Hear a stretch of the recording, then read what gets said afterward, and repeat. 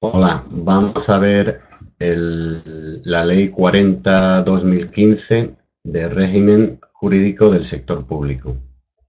Esta ley regula el funcionamiento interno de cada administración y de las relaciones entre ellas. Bien, el objeto de la ley es establecer las bases y regular las bases del régimen jurídico de las administraciones públicas, los principios del sistema de responsabilidad de las administraciones públicas y de la potestad sancionadora.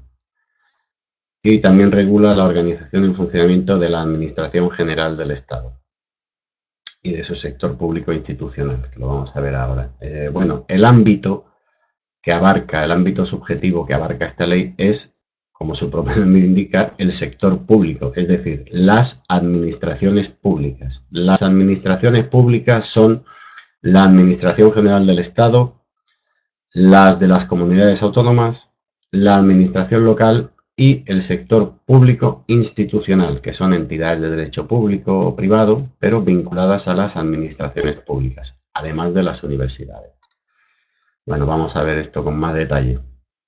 El sector público institucional estatal está integrado por las siguientes entidades: los organismos públicos vinculados o dependientes de la Administración General del Estado, que se clasifican en organismos autónomos, como pueden ser el Servicio de Empleo, el Servicio Público de Empleo, el Boletín Oficial del Estado, el Museo del Prado, etc.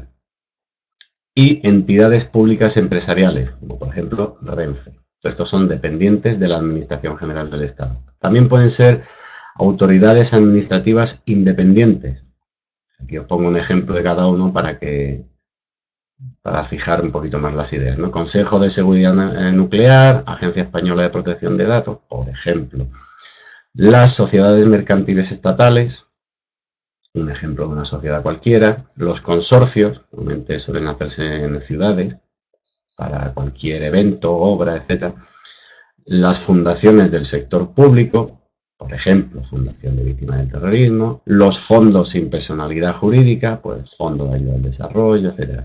Y las universidades públicas no transferidas. Los principios generales de las administraciones públicas se repiten. Estos son principios que también creo recordar que vienen en la Constitución. Dice, y actuarán de acuerdo a los principios, las administraciones públicas actuarán de acuerdo a los principios de eficacia, jerarquía, descentralización, desconcentración y coordinación. Esto suele caer en alguna preguntilla por ahí, de test. Y bueno, luego dice que deberán, en su actuación y relaciones, deberán respetar los siguientes principios: pues servicio efectivo a los ciudadanos, simplicidad, claridad, etcétera, todos los que vemos aquí. Agilidad en los procedimientos, etcétera, etcétera, etcétera. Bien. Las administraciones públicas se relacionarán entre sí a través de medios electrónicos que aseguren la interoperabilidad y seguridad de los sistemas y garantizarán la protección de datos. Uno de los motivos por los que ha cambiado la ley de procedimiento administrativo, que antes era una, como sabéis, era la ley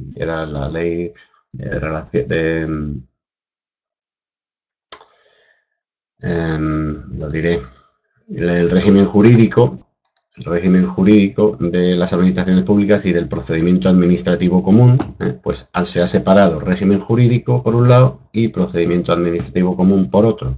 Y uno de los motivos, aparte de intentar hacerlo más claro y precisamente eso, de separarlo, ha sido todas las innovaciones que ha habido en el tema de la introducción de los medios electrónicos y darle legalidad a esa operabilidad que tienen que tener los medios electrónicos de las instituciones, como ya veremos. En esto se insiste un poco más y se aclara cuando veamos el procedimiento administrativo común, cómo se ha incorporado todo lo relativo a la legalidad de los medios electrónicos, a las condiciones que tienen que tener, etc. Y bueno, cada una de las administraciones públicas actúa con personalidad jurídica única.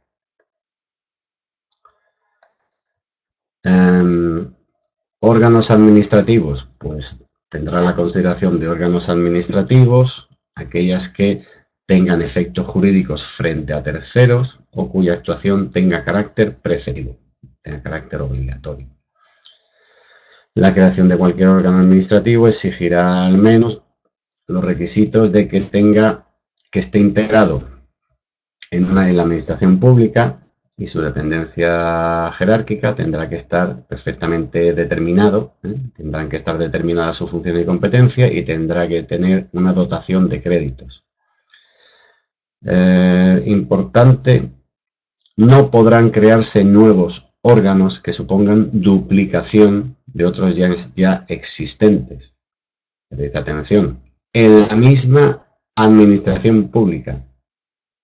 Porque como todos sabemos hay bastante duplicidad de órganos y entidades de derecho público relacionadas con las administraciones que tratan el mismo tema tanto en las comunidades autónomas como en la Administración General del Estado, etc. Sin embargo, por lo menos aquí lo prevé que en una misma administración no se dupliquen los órganos.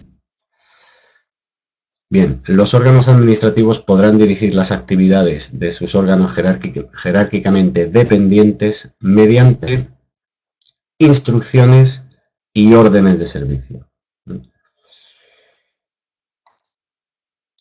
La competencia. Bueno, pues la competencia en la administración pública es irrenunciable y se ejercerá por los órganos administrativos que la tengan atribuida como propia, salvo los casos de delegación o avocación, que ahora veremos cuando se efectúen en los términos previstos por esta ley. No supone alteración de la titularidad de la competencia, aunque sí de los elementos determinantes de su ejercicio, pero no supone alteración de la titularidad de la competencia la delegación de competencias, las encomiendas de gestión, la delegación de firma y la suplencia. Esto lo vamos a ver ahora. Sí que es verdad que la titularidad y el ejercicio de las competencias podrán ser desconcentradas en otros órganos jerárquicamente dependientes. Si alguna disposición atribuye la competencia a una administración sin especificar el órgano, pues se entenderá que la facultad para resolver esos expedientes corresponde a los órganos inferiores competentes por razón de la materia y del territorio, es decir, el que se vea más afectado. En cualquier caso, siempre al superior jerárquico común de todos estos. La delegación de competencias. Las administraciones públicas, los órganos de las administraciones públicas podrán delegar el ejercicio de las competencias que tengan atribuidas en otros órganos de la misma administración, aun cuando no sean orgánicamente, jerárquicamente dependientes. Esta delegación deberá ser aprobada por órganos superiores. No podrán delegarse las competencias relativas a los asuntos que afecten a la jefatura de Estado, presidencia del Gobierno, Cortes Generales y de las presidencias de los consejos de gobierno y las asambleas legislativas de las comunidades autónomas. No podrán delegarse la adopción de disposiciones de carácter general, no podrán delegarse la resolución de recursos en los órganos administrativos que hayan dictado los actos objetos de recurso. Si han dictado un acto, no puede delegar la competencia para que tú tengas que recurrir a otro órgano distinto. Y otras materias que se determinen.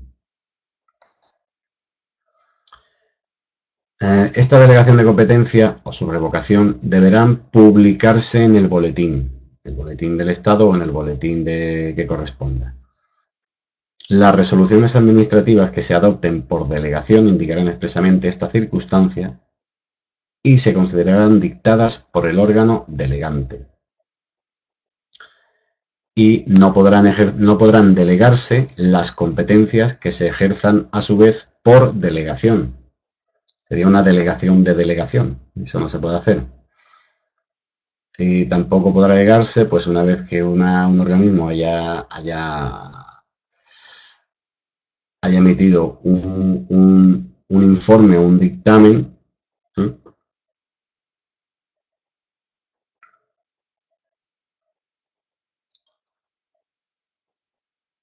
Bueno, perdón.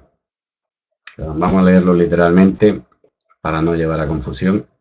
No constituye impedimento para que pueda delegarse la competencia para resolver un procedimiento en la circunstancia de que una norma reguladora prevea como trámite preceptivo la emisión de un dictamen o informe. Bien, no obstante, no podrá delegarse la competencia una vez que el correspondiente procedimiento se haya emitido un dictamen o informe preceptivo acerca del mismo. Y la delegación será revocable en cualquier momento, etcétera, etcétera, etcétera. Intentando buscar las preguntas de test que pueden salir, pero bueno, es complicado y tampoco lo veo yo muy claro. La avocación.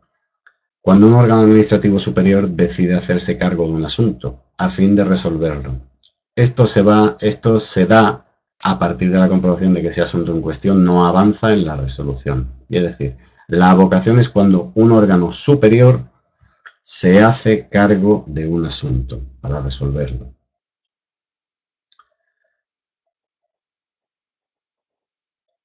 Los órganos superiores podrán avocar para sí el conocimiento de uno o varios asuntos cuya resolución corresponda ordinariamente o por delegación a sus órganos administrativos dependientes cuando las circunstancias sea conveniente, etc.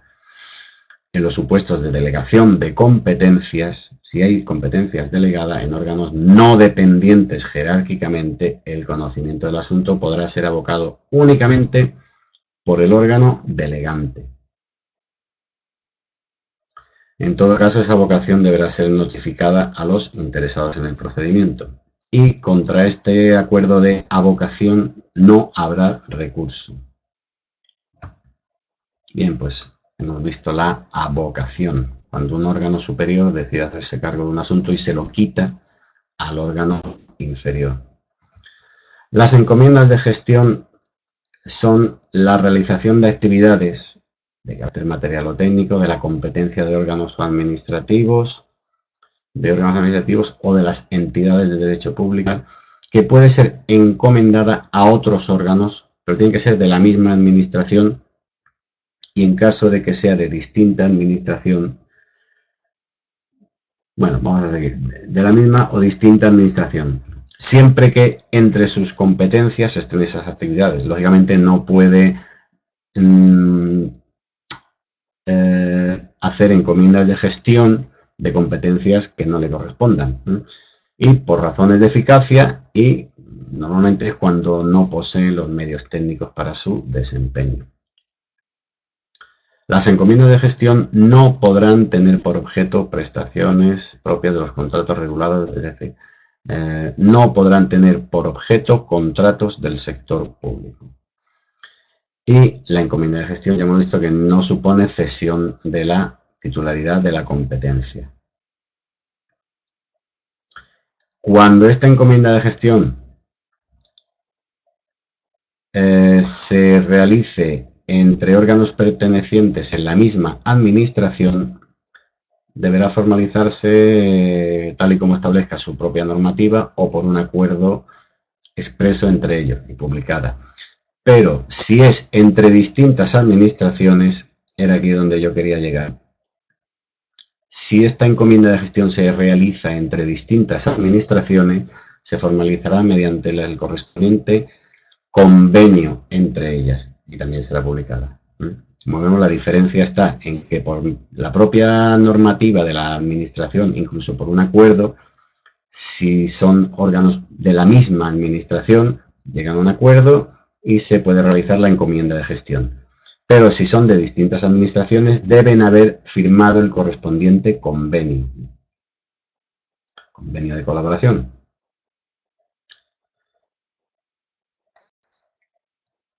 En cuanto a la delegación de firma, pues importante, bueno, que los titulares pueden delegar las firmas, sus resoluciones y actos administrativos, que la delegación de firma no altera la competencia, ya lo hemos visto. En este caso no será necesaria la publicación. Y en las resoluciones y actos que se firmen por delegación habrá que especificar esta circunstancia y quién es la autoridad de procedencia. En los casos de suplencia, en casos de supuestos de vacante, ausencia o enfermedad, o así como en los casos que haya sido declarada su abstención o recusación, se pueden dar las suplencias. Bien, tampoco implica alteración de la competencia y tampoco será necesaria su publicación. Nuevamente, en el ámbito de la Administración General del Estado, el suplente se efectúa. ¿Quién puede hacer esa suplencia? Se dice, viene designado ya en los decretos, en los reales decretos de su estructura. Y si no, pues por el órgano competente para el que quien haya nombrado al titular puede nombrar al suplente, ya dirá quién es el suplente. Bien, en las resoluciones, pues lo mismo, se hará constar que es una suplencia, se especificará el titular y se especificará quién es el suplente. Bueno, órganos colegiados. Los órganos colegiados son aquellos que se creen formalmente y estén integrados por 3 o más personas a los que se atribuyen funciones administrativas de decisión, propuesta, asesoramiento, etcétera, etcétera, que actúen integrados en la Administración General del Estado o algunos de sus organismos públicos.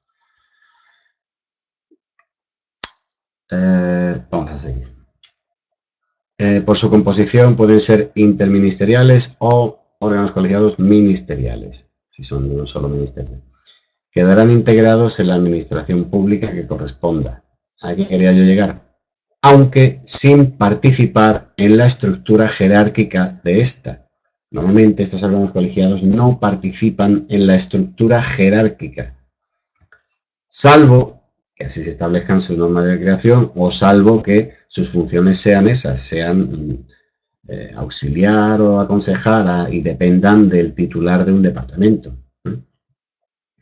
Bien, para la válida constitución del órgano se requerirá la asistencia de presidente, secretario y de la mitad al menos de sus miembros. Competencias, pues competencias decisorias, propuesta y emisión de informes o seguimiento y control de actuaciones de otros órganos de la Administración General del Estado. Bien, vamos a ver la abstención, es decir, cuando se abstiene un organismo de intervenir en un procedimiento. Un organismo, una persona, en un procedimiento dentro de la administración. Bien, son motivos de abstención los siguientes. Pues tener interés personal en el asunto, tener un vínculo matrimonial o similar, el parentesco hasta 4º grado, los primos, por ejemplo, o de afinidad hasta 2º grado, por ejemplo, los cuñados, con cualquier interesado que intervenga en el procedimiento o estar asociado con esto, etcétera. Tener amistad íntima o enemistad manifiesta con alguna de las personas intervinientes, haber sido perito o testigo en ese procedimiento o tener una relación de servicio o haber prestado algún tipo de servicios profesionales, etcétera. Es decir, las personas que intervengan en un asunto, en un contrato administrativo y tal, deben abstenerse si tienen cualquier interés personal o cualquier vínculo que afecte a las personas que intervienen, al resto de las personas que intervienen en ese asunto. También los órganos jerárquicamente superiores podrán ordenarle que se abstenga de toda intervención. Esta abstención la debe tomar el interesado, pero también se le puede ordenar que se abstenga. La actuación de autoridad y personal al servicio de las administraciones públicas en los que concurran motivos de abstención no implicará necesariamente la invalidez de los actos. En cualquier caso, la no abstención pues, dará lugar a la responsabilidad que proceda.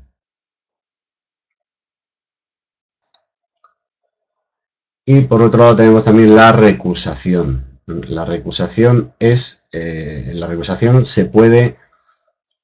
se da en los mismos casos, se le aplica lo mismo que a la abstención, que tenga un interés legítimo, parentesco, etcétera, pero en este caso podrá promoverse recusación por los interesados en cualquier momento de la tramitación del procedimiento. Cuando yo me entero que fulanito y menganito que están interviniendo en el proceso son hermanos, primos, o marido y mujer, o llevan 20 años de socios en un despacho, pues puedo promover la recusación de esos individuos.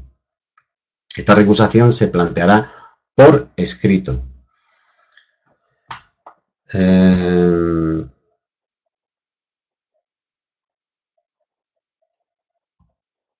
Si se aprecia, si el superior que tenga que resolver aprecia que hay causa de recusación, pues hay que acordar la sustitución. Hay que acordar la sustitución del individuo. Si el acusado niega la recusación, pues el superior tendrá un plazo de 3 días para resolver. Una vez que resuelve, no cabrá recurso.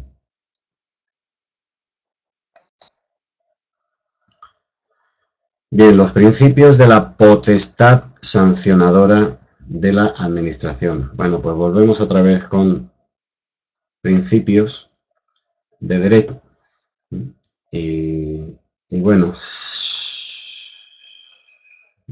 pensando en lo que nos pueden preguntar de aquí, pues simplemente, bueno, cualquier cosa, porque esta gente cualquiera sabe. Pero hombre, yo me decantaría por entender en qué consiste cada principio. Principio de legalidad, pues que esta potestad sancionadora de la que estamos hablando se ejercerá cuando haya sido expresamente reconocida por una ley. Tiene que estar escrito que tiene potestad sancionadora, si no, no la puede ejercer. Principio de irretroactividad. En el momento de producirse los hechos, estos deben constituir una infracción administrativa, salvo que la aplicación de la norma ofrezca al infractor. Principio de tipicidad, pues solo constituyen infracciones administrativas lo que esté previsto que son infracciones administrativas. La responsabilidad, pues solo podrán ser sancionados por hechos constitutivos de infracción administrativa las personas cuando resulten responsables de los mismos a título de dolo o culpa. Principio de proporcionalidad. Las sanciones administrativas, que en ningún caso podrán implicar privación de libertad, pues deberán ser proporcionales a las infracciones que se hayan cometido. La administración, la potestad sancionadora que tiene la administración en ningún caso puede implicar privación de libertad, pena de prisión. Implicará sanciones pecuniarias. Otro tipo de medidas, separación de cualquier procedimiento, lo que se prevea. El principio de la prescripción, pues que las infracciones muy graves prescriben a los 3 años, las graves a los 2 y las leves a los 6 meses, y las sanciones impuestas por faltas muy graves prescriben a los 3 años, las graves a los 2 y las faltas leves al año. El problema de las fechas y plazos es que es muy fácil incluirlo en pregunta de test. Así que prestadle atención porque es una cosa muy preguntable. Ya sabéis que es una palabrita que estoy usando últimamente mucho, pero es que es así, es lo importante. ¿Qué es lo preguntable de aquí? Y la concurrencia de sanciones, volvemos a los principios de la potestad sancionadora. Pues la concurrencia de sanciones no podrán sancionarse los hechos que lo hayan sido ya penal o administrativamente, etcétera, etcétera. Principios de las relaciones interadministrativas. Bueno, pues los que tenemos aquí. Lealtad institucional, colaboración, cooperación, coordinación, eficiencia de la gestión, responsabilidad, garantía de igualdad en el ejercicio de los derechos y solidaridad interterritorial.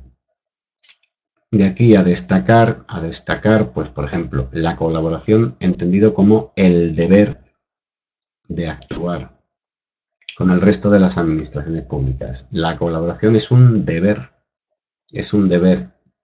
lo cual quiere decir que se le puede exigir responsabilidades a una administración que no colabore.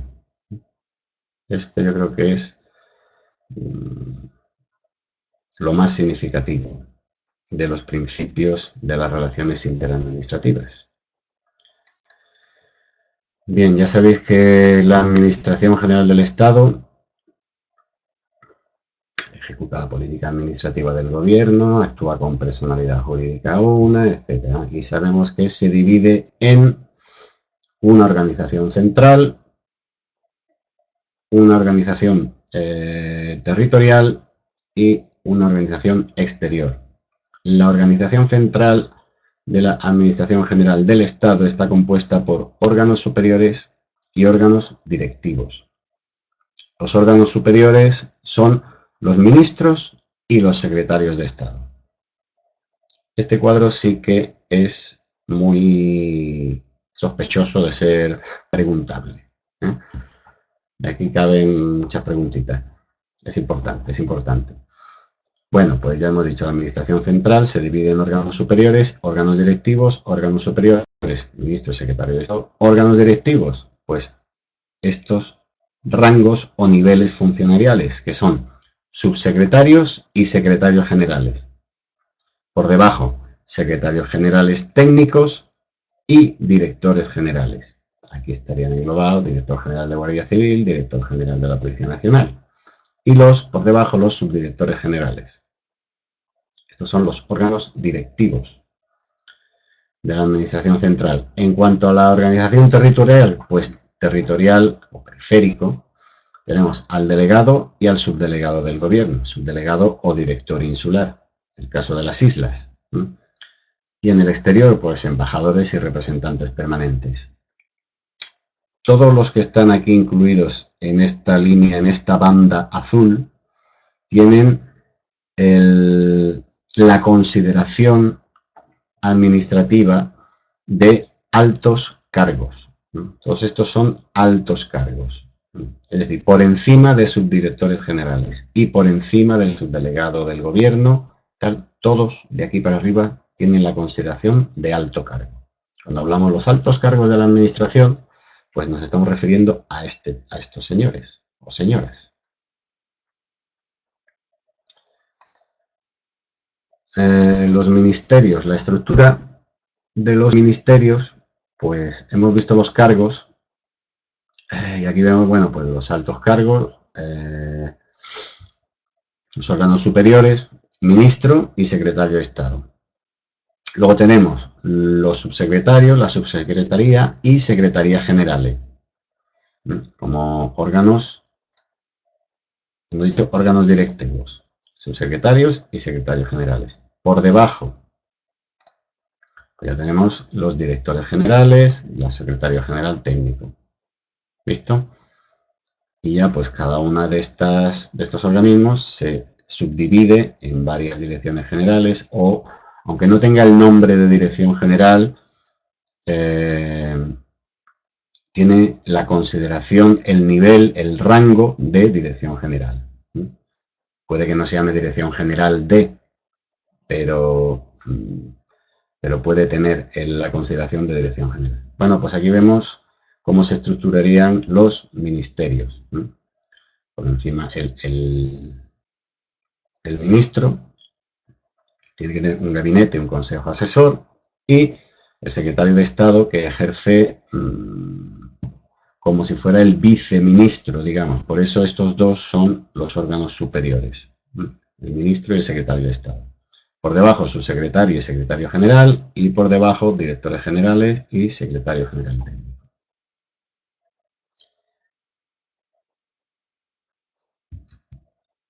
Bueno, Aquí hago un apunte de quién establece estos organismos y tal, y mediante qué. Volvemos a recordar otra vez los órganos centrales, órganos superiores y órganos directivos, quiénes son cada uno. Y vamos a verlos un poquito más en detalle. Órganos superiores, pues los ministros son el máximo órgano superior de cada departamento y son responsables, las funciones que tienen son responsables de la dirección y ejecución de la política de un determinado ámbito de forma sustantiva, fija los objetivos del ministerio, aprueba planes, controla, etcétera, etcétera, de forma organizativa. Vamos a ver, destacable, les corresponden las decisiones de máximo nivel, pues son el máximo órgano superior, les corresponden las decisiones de máximo nivel, pues en todo lo importante, en cuestiones económicas y presupuestarias, el que maneja el presupuesto, el dinero, y en cuestiones de personal, convoca pruebas selectivas, etcétera, etcétera. Y ejerce la representación del Estado en el sector de su competencia. Y vamos a ver los secretarios de Estado que, como he comentado antes, actúan como una especie de viceministros. Normalmente cese por Real Decreto del Consejo de Ministros a propuesta del ministro. Bien, sus funciones son muy similares a las del ministro. Mantiene relaciones con los órganos de las comunidades autónomas por razón de la materia. Bueno, no veo nada especialmente señalado.